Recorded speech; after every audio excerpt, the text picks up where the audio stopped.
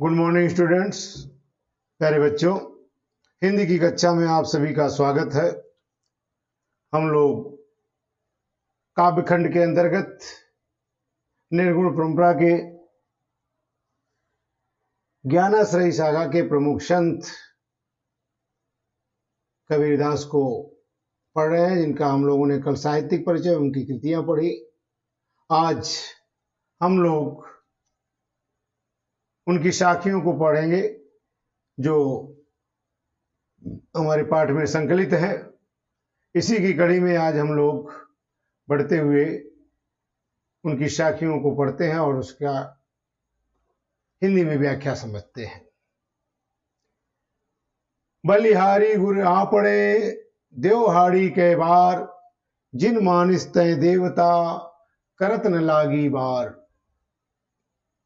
बलिहारी गुर आपड़े, कबीरदास जी गुरु की महत्ता का वर्णन करते हुए प्रथम 4 साखियों में, 4 दोहों में गुरु की महत्ता का वर्णन किया गया है। कबीरदास जी कहते हैं कि मैं अपने गुरु पर बलिहारी गुर आपड़े, मैं अपने गुरु पर स्वयं को न्यौछावर करता हूं। अपने गुरु पर बार बार मैं न्यौछावर हूं। बलिहारी गुर आपड़े देवहाड़ी कै बार माने अनेकों बार। देव माने दूं, हाड़ी माने देह शरीर, अर्थात हाड़ मांस से बने हुए अपने इस शरीर को मैं अपने गुरु की सेवा में अर्पित कर देना चाहता हूं, समर्पित कर देना चाहता हूं। बलिहारी गुर आपड़े देवहाड़ी के बार।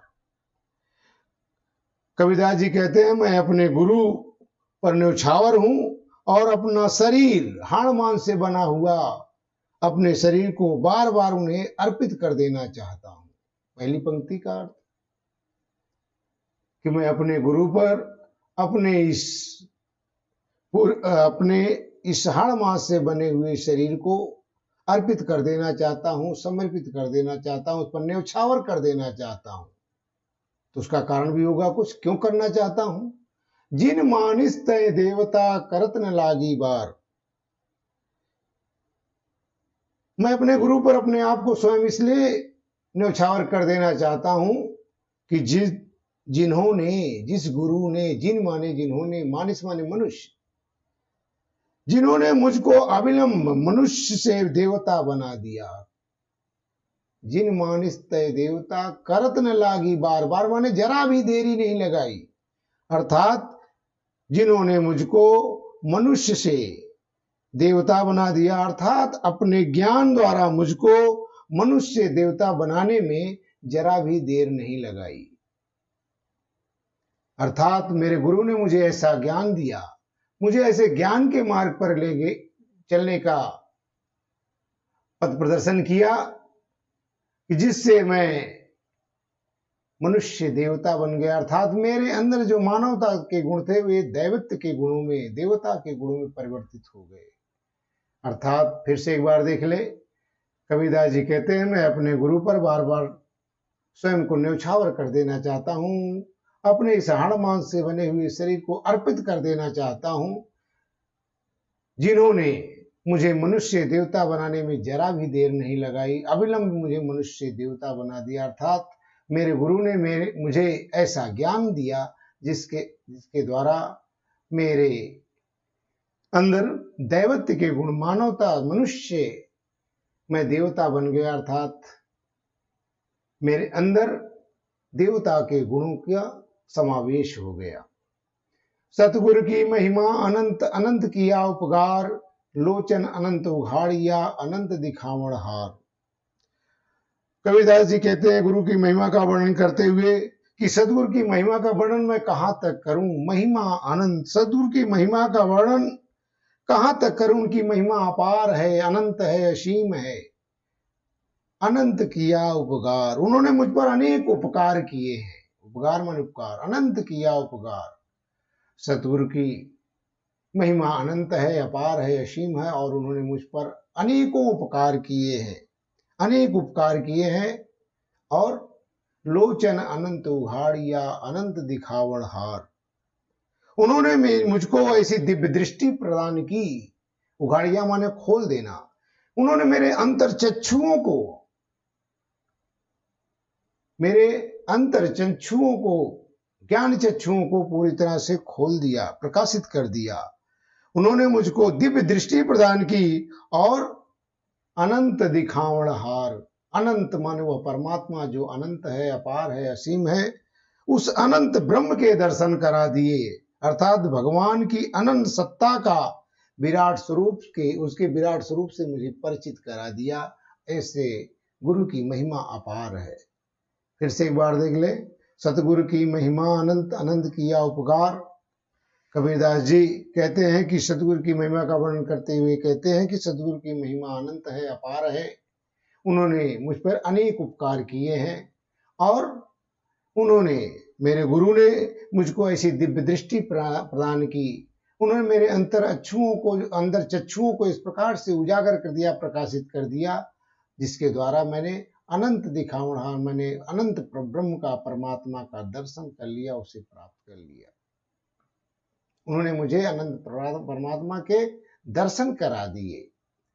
दीपक दिया तेल धर भरी, दीपक दिया तेल भरी बाती दई अघट, पूरा किया बिसाहुड़ा बहुर न आओ हट। बिसाहुड़ा माने बेसहना, माने आप लोग जानते हैं देहाती भाषा में बेसहना माने खरीदना। अघट माने जो ना घटने वाली हो, कभी समाप्त न हो। हट माने बाजार। दीपक दिया तेल भर, दीपक आप लोग जानते हैं जो प्रकाश चारों तरफ देता है अर्थात फैलाता है। तो दीपक दिया तेल भर, दीपक माने शरीर रूपी दीपक, तेल प्रेम रूपी तेल, बाती ज्ञान रूपी बत्ती, वर्तिका। अघट माने अच्छे जो न समाप्त होने वाली हो। विषाहुड़ा माने क्रय विक्रय करना, बेचना, खरीदना। हट्ट माने बाजार, बहुल माने फिर। दीपक दिया तेल भरी बाती दई अघट।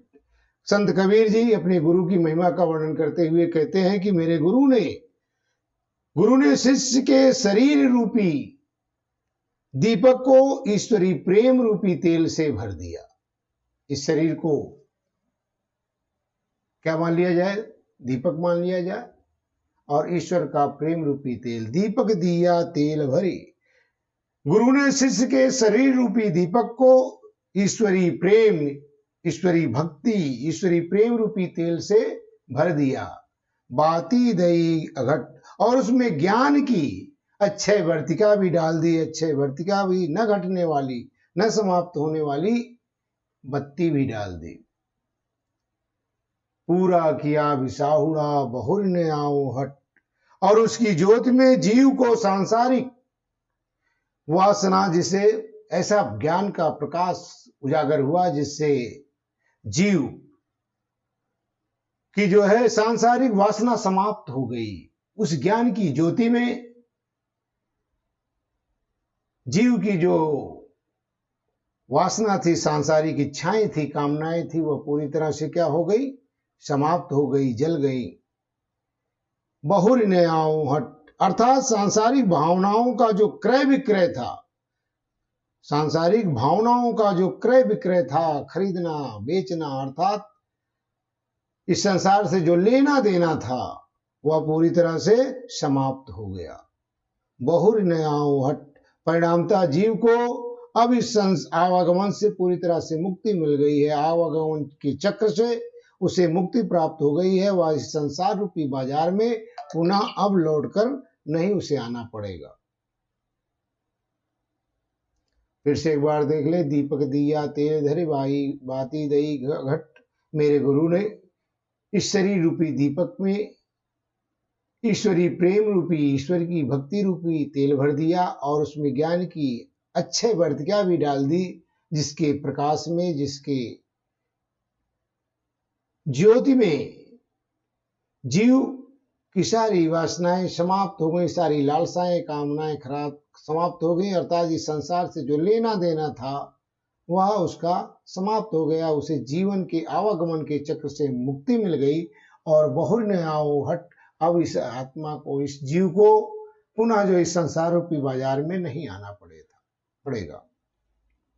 बूढ़े थे पर उबरे, गुर की लहर चमक, भेरा देखा जर्जरा, उतरी पड़े फरंक। गुरु की महिमा का वर्णन करते हुए कबीरदास जी कहते हैं कि बूढ़े थे पर उबरे, बूढ़े मैंने डूब जाना, मैं तो डूबने ही वाला था, अर्थात पूरी तरह से भवसागर में डूब चुका था। गुरु की कृपा का वर्णन करते हुए कबीरदास जी कहते हैं कि हम तो भवसागर में डूब ही गए थे, डूब ही चुके थे। इतने में ही गुरु की लहर चमक, इतने में ही गुरु की ज्ञान रूप की लहर, गुरु की एक ज्ञान की लहर चमक उठी, अर्थात एक प्रकाश की किरण दिखाई दी, ज्ञान की